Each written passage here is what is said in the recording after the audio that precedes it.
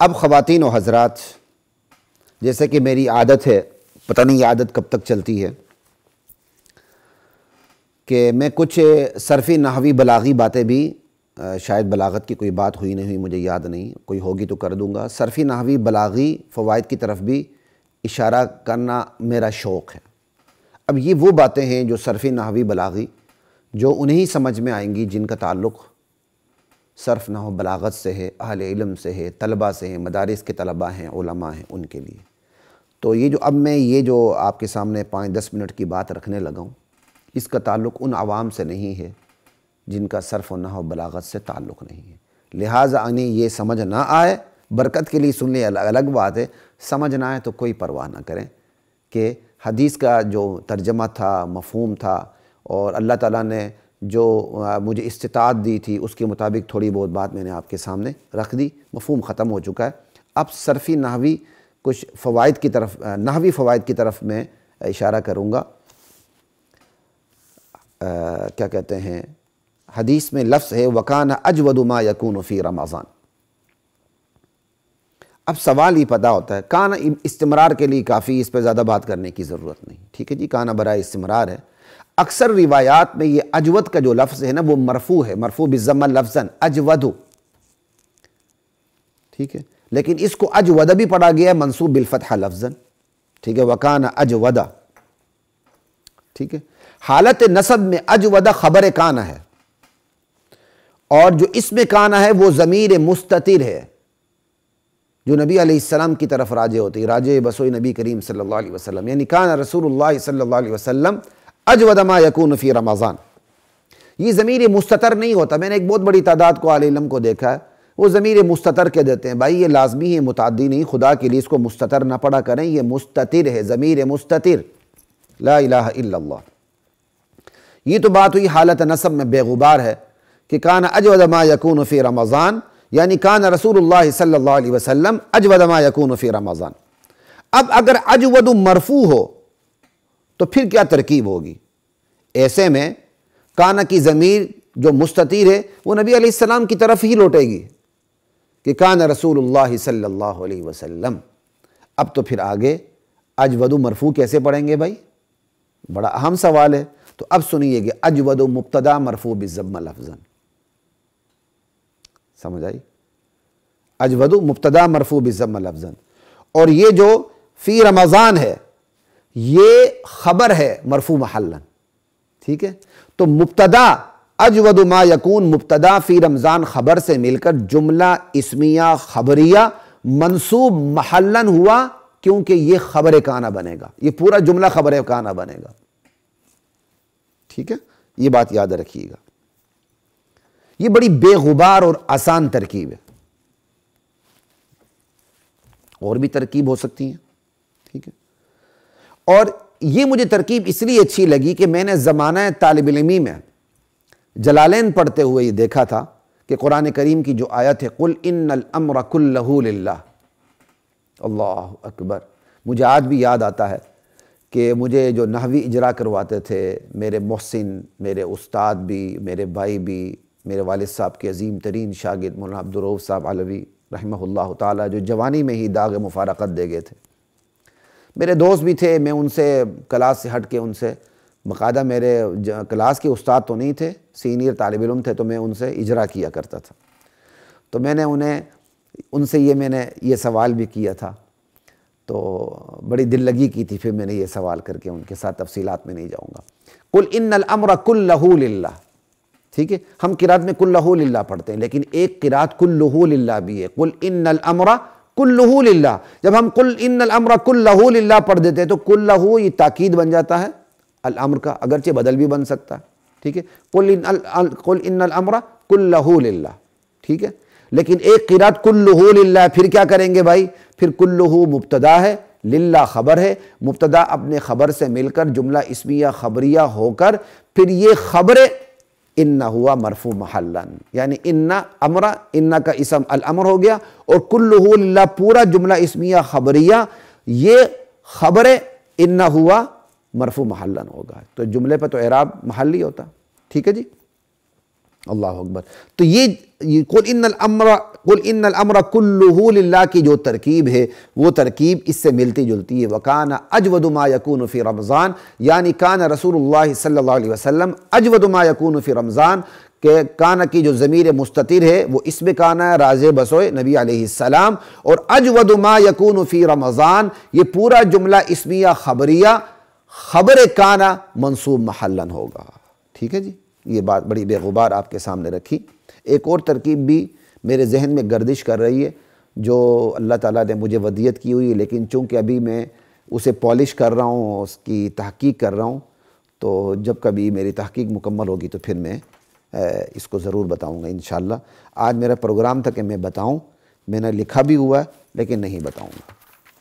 اس لیے نہیں بتاؤں گا کہ بخل ہے، بلکہ تاکہ میں، چونکہ سب نے سننا ہوتا ہے، کہیں خدا نخواستہ کوئی میری غلطی ہو تو میری غلطی کہیں وہ جاری غلطی نہ بن جائے، نہ غلطی یہ جاریہ نہ بن جائے. صدقہ جاری ہونا چاہیے، غلطی جاریہ نہیں ہونا چاہیے. بہر کیف اجودو کو مرفوع بھی پڑھا گیا، اکثر روایات میں مرفوع ہے، لہٰذا اس کو ترجیح حاصل ہے، اور اجودہ کو منصوب بھی پڑھا گیا. اپنی اپنی ترجیحات ہے، وَلِكُلٍّ وِجْهَةٌ. ٹھیک ہے نا، منصوب والے اپنی ترجیحات پیش کرتے ہیں، مرفوع والے اپنی ترجیحات پیش کرتے ہیں. بلکہ علامہ انور شاہ کشمیری رحمۃ اللہ علیہ کے ایک شاگرد کی میں نے عربی شرح دیکھی تھی اسی پہ، جو ان کی تقریر لکھی تھی گلگت میں نے اپنے ماموں کے گھر میں دیکھا تھا ان کی شرح دیکھی تھی، ان کی شرح. تو وہاں علامہ انور شاہ کشمیر رحمۃ اللہ علیہ نے اس میں اجودہ منصوب کو ترجیح دی ہوئی ہے. لیکن بہرحال ترجیح مرفوع کو حاصل ہے، کیونکہ اکثر روایات اس طرف ہیں. اب اگلی بات یہ کرتے ہیں کہ وکان اجود ما یکون کا باہمی تعلق کیا. اجود تو پتہ چل گیا، اجودو بھی ہے، اجودہ بھی ہے، ترکیب کا بھی پتہ چل گیا، لیکن ان کا آپس میں تعلق کیا ہے؟ اجود مرفوع ہو یا منصوب، سوال یہ ہے کہ اجود ما یکون کا باہمی تعلق کیا ہے اور ما یکون کی کیا وضاحت ہے؟ جواب یہ ہے کہ اجود مضاف ہے، ما یکون مضاف الیہ ہے. بڑی آسان بات ہے. یہ تو سوال، اس پر تو سوال ہی نہیں، جو اگلا سوال ہے وہ بات کرنے لگا ہوں. البتہ ما یکون میں مختلف آراء ہیں کہ ما یکون کی کیا مطلب ہے. ٹھیک ہے، ان آراء میں میرے خیال میں تکلفات کی انتہا ہو چکی ہے. ایک مناسب رائے یہ ہے کہ ما یکون میں ما مصدریہ ظرفیہ ہے. انتہائی اختصار کے ساتھ آپ کے سامنے رکھنے لگا ہوں. یعنی اجود ما یکون میں ما مصدریہ ظرفیہ ہے. ٹھیک ہے، وہ فعل کو مصدر میں تبدیل کر دے گا اور مصدر کو فاعل کی طرف مضاف کر دے گا. تو کیا ہوگا کہ یعنی کان رسول اللہ صلی اللہ علیہ وسلم مدت کونہ فی رمضان اجود منہ فی غیرہ. نبی علیہ السلام رمضان کی مدت میں غیر رمضان سے زیادہ سخی ہوتے تھے. میری دانش میں یہ ترکیب بھی تکلفات سے خالی نہیں، کیونکہ اس کے اندر حذف وغیرہ کافی زیادہ ہیں. ٹھیک ہے، عندی الحمدللہ، کوئی فخر سے نہیں کہہ رہا، میرے خیال میں بے غبار ترکیب یہ ہے کہ اجود ما یکون میں ما موصولہ ہے یا موصوفہ ہے. ما موصولہ ہوگا یکون صلہ ہوگا، ما موصوفہ ہوگا یکون صفت ہوگی، اور جب ما موصوفہ ہوگا تو بمعنی شیء ہوگا.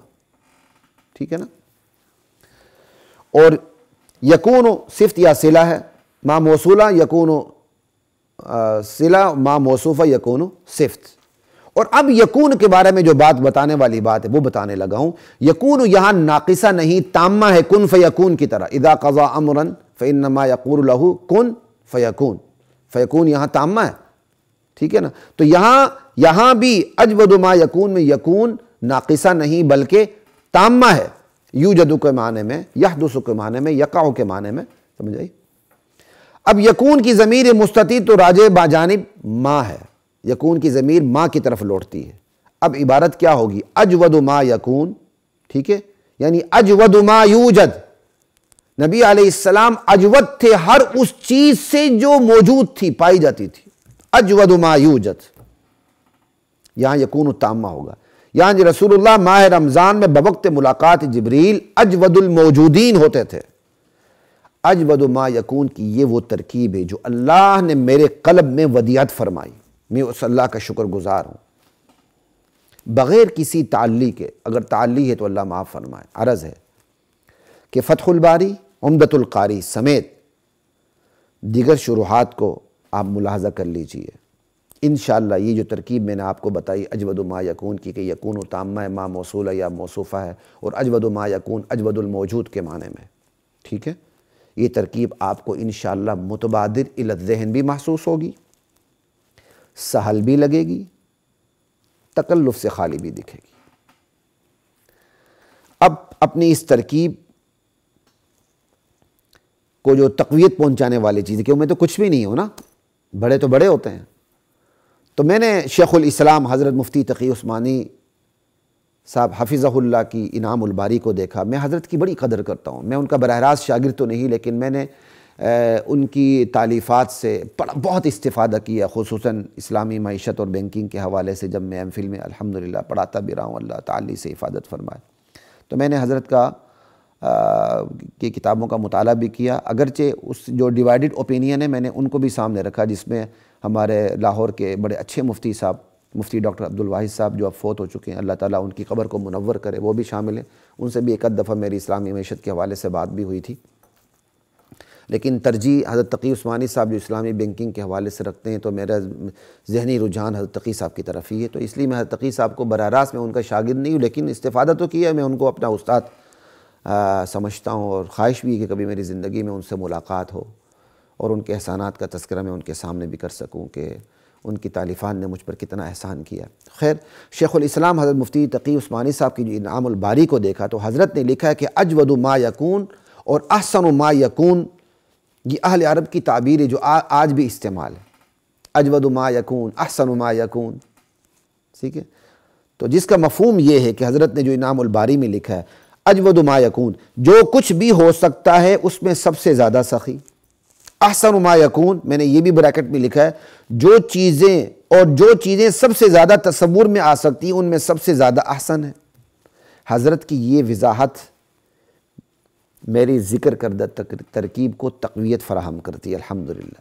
دلیل نہیں، تقویت، دلیل قرآن و سنت، صحابہ، اجماع، اس کے بعد تو آپ کے لیے جو چیزیں ہوتی ہیں وہ تقویت فراہم کرتی ہیں، تو لغت کی روشنی میں تو آپ خود کام کر رہے ہوتے ہیں، ٹھیک ہے نا؟ یہ ایک نقطہ بھی یاد رکھیے۔ اور اسی طرح میں نے بعدہ شیخ ولی الدین العراقی کے حوالے سے ایک مقام پر انٹرنیٹ پہ ہی میں مطالعہ کر رہا تھا، لکھا دیکھا کہ شیخ اس جملے کی شرح میں فرماتے ہیں، اجود ما یکون کی شرح میں، اجود شیء کائن، ذرا غور کیجئے، یہ تقدیری عبارت بھی میری ترکیب کو تقویت فراہم کرتی ہے بحمداللہ، کہ اجود ما یکون میں یکون ناقصہ نہیں بلکہ تامہ ہے۔ اللہ اکبر، وآخر دعوانا ان الحمدللہ رب العالمین۔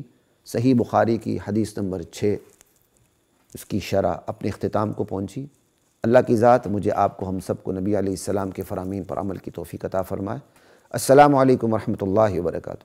وَلَقَدْ أَنزَلْنَا